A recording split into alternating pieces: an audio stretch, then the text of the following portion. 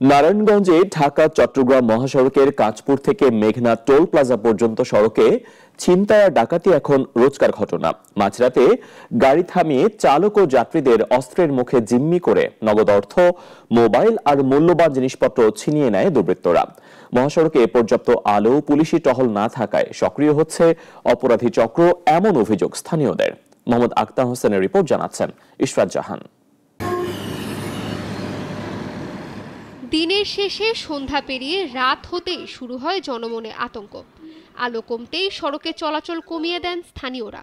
বলছি নারায়ণগঞ্জের ঢাকা চট্টগ্রাম মহাসড়কের কাঁচপুর থেকে মেঘনা টোল প্লাজা পর্যন্ত সড়কের কথা। ছিনতাই ডাকাতি এই সড়কে যেন নিত্যদিনের ঘটনা।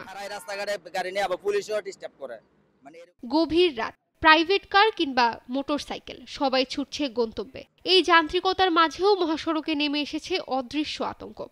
ডাকাতি ও ছিনতাইয়ের ভয় এখানে প্রতিটি যাত্রীর সঙ্গী। মনে করেন মেঘনা ব্রিজ থেকে যখন আমরা নামি কাঁচপুর পর্যন্ত আমরা তো খুব ভয় লাগে। এরা কি করে, আমরা ডাইন সাইডের লক খোয়াইয়া ডাইরেক্ট এই বড় বড় ছুরি ধরে ডাইরেক্ট চিন্তা করে সবকিছু নিয়ে যায়, মোবাইল যা আছে সব নিয়ে যায়।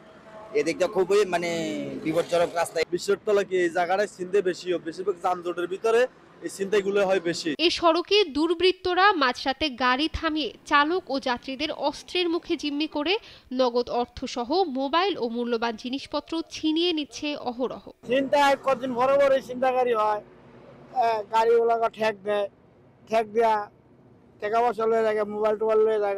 তখন আমরা দেখা গেছে কি, আমরা যদি বলতে থাকি আমাদের চাকু ছুরি ঠেকায়া কত বড় কিরে। স্থানীয়দের অভিযোগ, মহাসড়কে বেশ কিছু অংশে পর্যাপ্ত আলো নেই, পুলিশি টহল গাড়ির সংখ্যাও কম।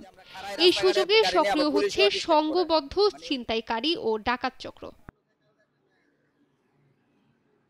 ছিনতাই ডাকাতি প্রতিরোধে প্রয়োজনীয় ব্যবস্থা নেওয়া হচ্ছে বলে জানিয়েছেন হাইওয়ে থানার কর্মকর্তা। সম্প্রতিকালে কিছু চুরি ছিনতাইয়ের ঘটনা ঘটেছে, সেক্ষেত্রে আমরা কিন্তু সেগুলোকে অনেকগুলো ধরেছি। আমরা প্রায় গত 2 মাসের মধ্যে আমরা প্রায় 15 থেকে 16 জন ছিনতাই এবং ডাকাতি মামলার আসামি এবং হাতে নাতে আমরা ধৃত করেছি।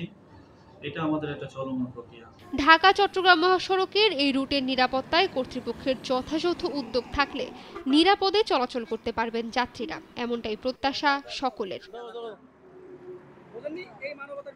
ইশরাত জাহান, নাগরিক।